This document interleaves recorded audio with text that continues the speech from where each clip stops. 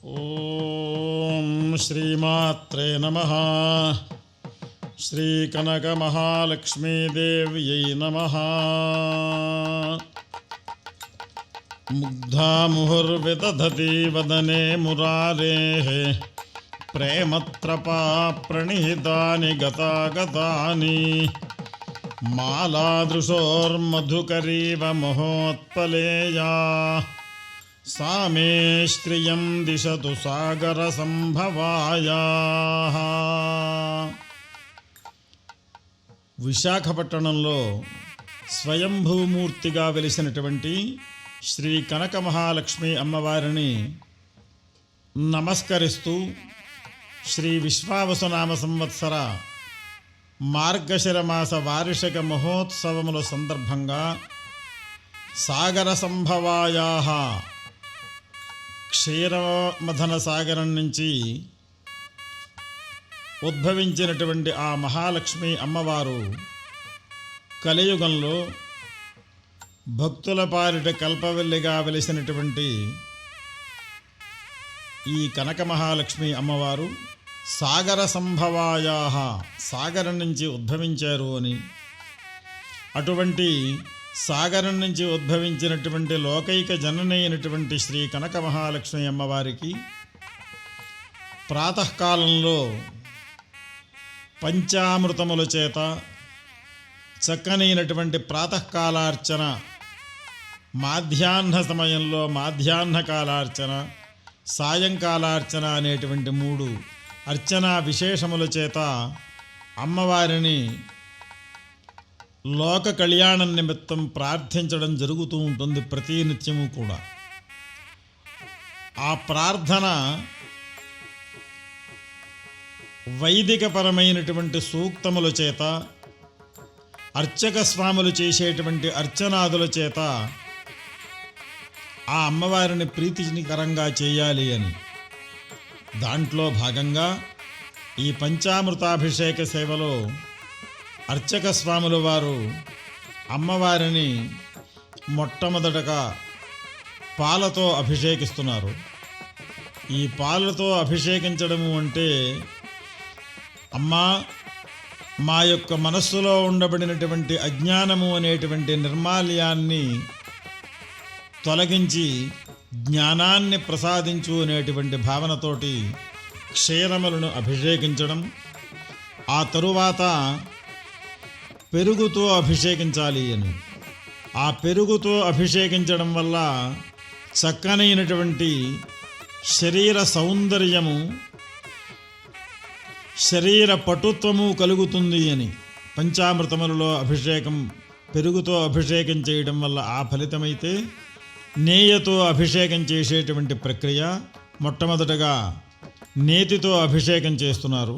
ఈ నెయ్యి పాలల్లోంచి పెరుగు, పెరుగులోంచి నెయ్యి మనం తయారు చేసేటువంటి విధానంలో కూడా, అంటే జీవుడు అజ్ఞానంలోంచి జ్ఞాన వైపుగా అడుగులు వేస్తూ ఆ గోఘృతం చేత అమ్మవారిని అభిషేకించడం వల్ల చక్కనైనటువంటి తేజస్సు కలిగినటువంటి వాళ్ళు అవుతారు ఆ భక్తులు అని.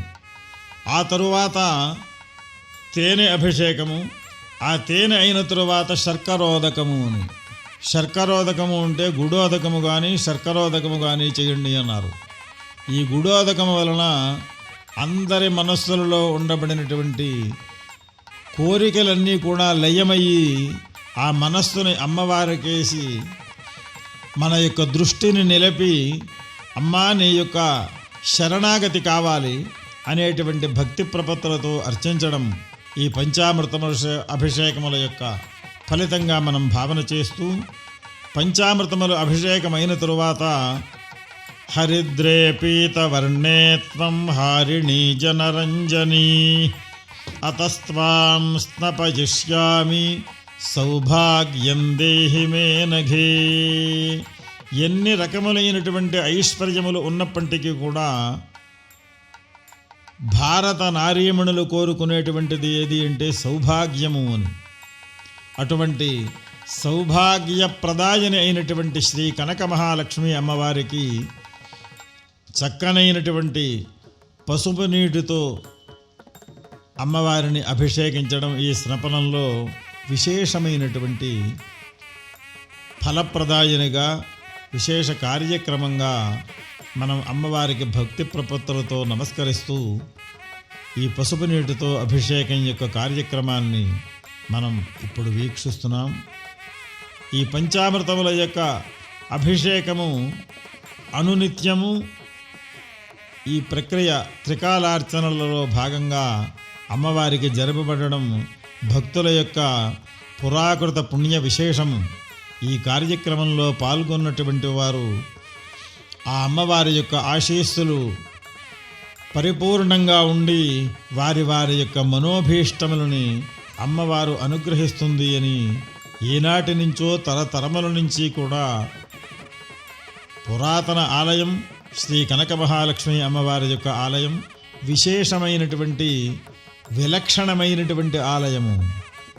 ఎందుచేత అంటే ఆ అమ్మవారే భక్తులకి స్వప్నంలో సాక్షాత్కరించి భావిలో ఉన్నటువంటి ఆ అమ్మవారిని ఉద్ధరించి చతుష్పథము అంటే 4 రోడ్ల యొక్క కూడలి యందు బహిరంగ మండపం యందు అమ్మవారు ప్రతిష్ఠించమని చెప్పినారు అని చెప్పి అమ్మవారి యొక్క స్వప్న వృత్తాంతంగా భావించి ఆనాడు ఉండబడినటువంటి భక్త శిఖామణులు ఇప్పుడు మనం ఏ దృశ్యమైతే చూస్తున్నామో, ఏ గర్భాలయంలో అయితే అమ్మవారి యొక్క దర్శనం చేసుకుంటున్నామో అక్కడే ప్రతిష్ఠించమని అమ్మవారు చెప్పారు అని. ఎంతకంటే మనకి వేరే సత్యంగల తల్లిగా ఇంకెక్కడ చూస్తాం. అలాగే వచ్చినటువంటి ప్రతి భక్తుడు కూడా నేరుగా అమ్మవారి యొక్క పాదముల యొక్క చెంతకు వెళ్ళి తన యొక్క మనోభావాన్ని అమ్మవారికి నివేదించుకునేటువంటి చక్కనైనటువంటి సావకాశం కలిగినటువంటి ఆలయం ఇది. గర్భాలయ ప్రవేశము సమస్తమైనటువంటి భక్తులు వెళ్ళి వారికి ఉండబడినటువంటి మనోభీష్టములని, కష్టములని, కోరికలను చెప్పుకుని అమ్మవారిని ప్రార్థించడానికి చక్కనైనటువంటి సాన్నిధ్యం కలిగినటువంటి ఆలయం. ఆ అమ్మవారి యొక్క వచనం ప్రకారంగానే అమ్మవారికి గోపురము, విమానము ఆగమశాస్త్రరీత్యా ఉండవలసినటువంటి లక్షణములను కాక సూర్యుడు, చంద్రుడు, వరుణుడు మొదలుగా కలిగినటువంటి దేవతలు 50 మంది కూడా సేవించుకునేటువంటి విధానంగా పైన ఒక పాలవిల్లిలాగే ఉంటుంది తప్ప గోపురం అవి ఉండవు అమ్మవారికి. ఎందుచేత అంటే అమ్మవారు ఆ రకంగా చెప్పారు, నా యొక్క భక్తులు ప్రాతకాలం లగాయుధం మరునాడు ప్రాతకాలం వరకు ఎప్పుడు ఏ క్షణంలో వారికి ఉండబడినటువంటి ఆపదలు కానీ సంతోషములు కానీ నన్ను విన్నవించుకోవడానికి నా దగ్గరికి వచ్చేటువంటి ఏ సమయంలో వచ్చినప్పటికీ కూడా వారిని నేను అనుగ్రహించాలి అంటే నేను ఎల్లప్పుడూ కూడా విశ్రాంతి లేకుండగా ఆ భక్తులని అనుగ్రహించాలి అనేటువంటి ఏకైక మూర్తి మన కనక మహాలక్ష్మి అమ్మవారు. అటువంటి కనక మహాలక్ష్మి అమ్మవారికి స్త్రీలకు సౌభాగ్యం నిమిత్తం, విద్యార్థులకి చక్కనైనటువంటి విద్య కలగడం నిమిత్తం, అవివాహితులకి రూప యౌవన లావణ్య సంపత్తి కలిగినటువంటి వరుణు చేత వివాహము జరగడం, నూతన దంపతులకి సత్సంతాన ప్రాప్తి, వృద్ధులకు చక్కనైనటువంటి విజ్ఞానంతో కూడినటువంటి మార్గనిర్దేశం చేసేటువంటి జ్ఞానాన్ని ప్రసాదించేటువంటి మోక్షలక్ష్మిగా మన కనక మహాలక్ష్మి అమ్మవారిని భావిస్తూ అమ్మవారికి సౌభాగ్య వృద్ధి కలగాలి అని చెప్పి పసుపుతో అలంకరణ చేసి యొక్క అర్చన, ఆ తరువాత మంత్రబీజ సంపుటితమైనటువంటి శ్రీ సూక్తము 108 సార్లు హోమం చేయడం జరుగుతుంది. ఈ హోమ విధానంలో దేవానాం ఆజ్యమాహారం, దేవతలకు ఆజ్యము ప్రీతి అని, ఆ ఆజ్యము స్వీకరించి భక్తులకు కావలసినటువంటి మనోభీష్టములను అనుగ్రహిస్తారు అనేటువంటి సంకల్పంతో ఆ హోమద్రవ్యములలో గోఘృతము, సమిధలు, సంపుటీకరణంతో కూడినటువంటి శ్రీచక్ర నవావరణార్చన హోమము, ఖడ్గమాల హోమము, శ్రీ సూక్త హోమము, ఈ మూడిటిని కూడా త్రిపుటీకరణగా చేసి ఉదయం 9 గంటల నుంచి 11 గంటల వరకు కూడా నిరంతరము జరిగేటువంటి ఈ హోమ ప్రక్రియ, ఆ హోమ ధూమాన్ని ఆఘ్రాణించడం వల్ల సమస్తమైనటువంటి భక్తులకి కూడా ఆధివ్యాధులు నశిస్తాయి అని, అలాగే ఆ చుట్టుపక్కల ప్రాంతంలో ఉండబడినటువంటి గాలి యావత్తు కూడా వాయువు పవిత్రమయ్యి ఆ హోమధూమాన్ని పీల్చినటువంటి వారికి అమ్మవారి యొక్క అనుగ్రహం చేత చక్కనైనటువంటి అనుభూతి కలిగి ఇతర దృష్టి లేకుండా అమ్మవారి యందే మనస్సు లగ్నమవుతుంది అని ఆ శ్రీ సూక్త ఫలశ్రుతిలో చెప్పబడి ఉన్నది. ఆ తరువాత ఈ హోమద్రవ్యములలో వేసేటువంటి ద్రవ్యములలో క్షీరాన్నముతో హోమం చేయడం జరుగుతుంది. ఓషధయ సంవదంతే, ఓషధీ ప్రతీకగా ధాన్యాన్ని హోమం చేయడం జరుగుతుంది. ఒక్కొక్క ప్రక్రియకు ఒక్కొక్క హోమద్రవ్యం చేత, అలాగే పూర్ణాహుతిలో వాడబడేటువంటి ద్రవ్యములను మనం వీక్షిస్తున్నాం. కొబ్బరి కురుడి, లవంగములు, యాలకులు, కుంకుమ పువ్వు మొదలుగా కలిగినటువంటి ఈ పూర్ణాహుతి ద్రవ్యములని ఆ అమ్మవారికి భక్తిపూర్వకముగా సమర్పించడం జరుగుతుంది. ఈ శ్రీ సూక్త హోమం అయిన తరువాత స్వాహాంతు దక్షిణే పార్శ్వే స్వాహ అనేటువంటి మంత్రాంతమందు అమ్మవారికి ఆ ఆహుతులను ఇవ్వడం జరుగుతుంది. ఈ స్వాహ అంటే ఏమి అంటే అగ్నిహోత్రుని యొక్క భార్య అన్నారు స్వాహాదేవిని. అటువంటి స్వాహాదేవి చేత అగ్నిహోత్రుడి ద్వారా మంత్ర ప్రక్రియగా ఏ దేవతలను ఉద్దేశించి హోమం జరుగుతుందో ఈ అగ్నిహోత్రుడు ఈ భూలోకంలోంచి పట్టుకెళ్ళినటువంటి ఈ ఆహుతులని ఆయా దేవతలకు సమర్పించి ఆ దేవతానుగ్రహాన్ని మళ్ళీ మనకి ఈ భూలోకవాసులైనటువంటి మానవుల యావన మందికి కూడా ఇస్తారు అని చెప్పి ఆర్యోక్తి. అందుచేతనే అగ్నిహోత్రుడు ఈ భూలోకానికి దేవలోకానికి కూడా మధ్యే మార్గంగా ఈ హోమ ధూమవర్త్మనే నమః అని పొగరూపకంగా ఆ ధ్రువమండలంలోనూ నక్షత్రమండలంలోనూ ఆకాశంలోనూ ఉండబడినటువంటి దేవతలకు సమర్పించి ఆ దేవతానుగ్రహాన్ని భూలోకవాసులకి సమర్పిస్తూ ఆయన కృతకృత్యుడవుతారు.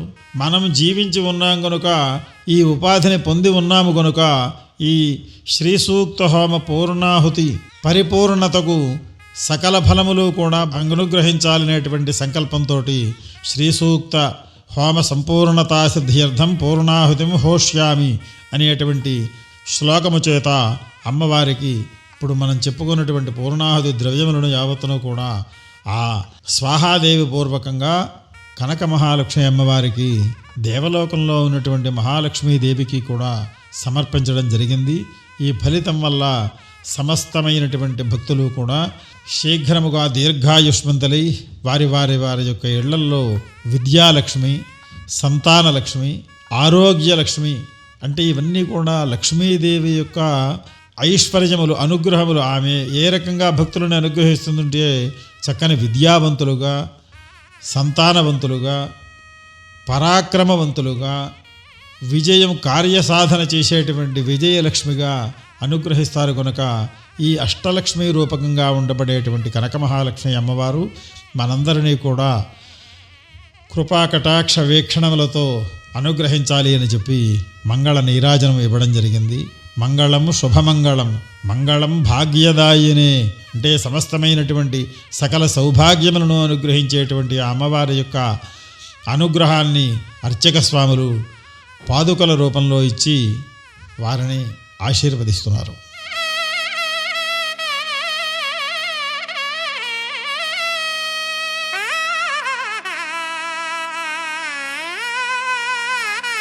శ్రీ కనక మహాలక్ష్మి అమ్మవారికి సంవత్సరంలో 30 రోజుల పాటు వచ్చే మార్గశిర మాసోత్సవాలు అన్నవి చాలా విశేషం అండి. ప్రతి నిత్యము అమ్మవారికి ఒక పండగ రోజు, అమ్మవారికి ఒక విశేషమైన రోజు. ఆ 30 రోజుల్లో ఏ ఒక్క రోజు వచ్చి అమ్మవారిని దర్శించుకున్నా భక్తులకి విశేషమైన ఫలితాలు దొక్కుతాయి. అమ్మవారు చాలా మహిమాన్వితమైన అమ్మవారు. అమ్మవారి యొక్క చాలా మహిమలు కూడా చాలామంది భక్తులు చూసి ఉన్నారు. అందులో ఉదాహరణగా పూర్వకాలంలో అమ్మవారిని వీధి మధ్యలో ఉండడం చేత తీసి పక్కకు జరపడంతో ఈ స్థలం అంతా కూడా ప్లేగు వ్యాధి వ్యాపించింది.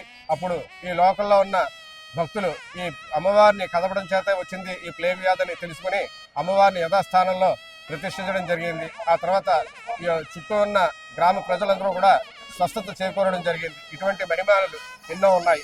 ఉత్తరాంధ్ర ప్రజల ఇలవేల్పు భక్తుల కొంగు బంగారం శ్రీ కనకమహాలక్ష్మి అమ్మవారి దేవస్థానంలో మార్గశిర మాసోత్సవాలు అత్యంత వైభవంగా మొదలైనయండి.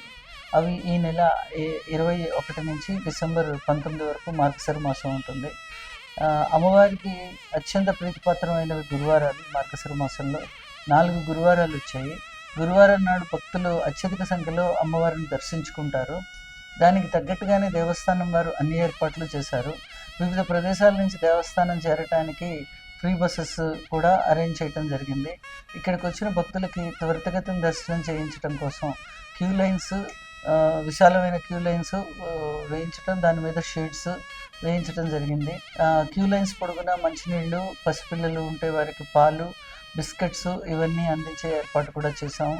అమ్మవారికి దర్శనం చేయించుకున్నాక అన్నప్రసాద వితరణ కూడా ఉంది.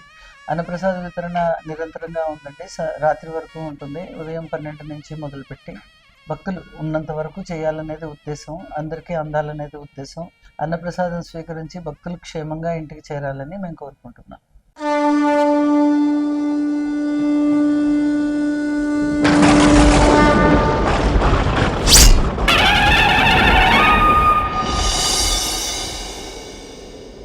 హిందూ 9 తెలుగు భక్తి ఛానల్.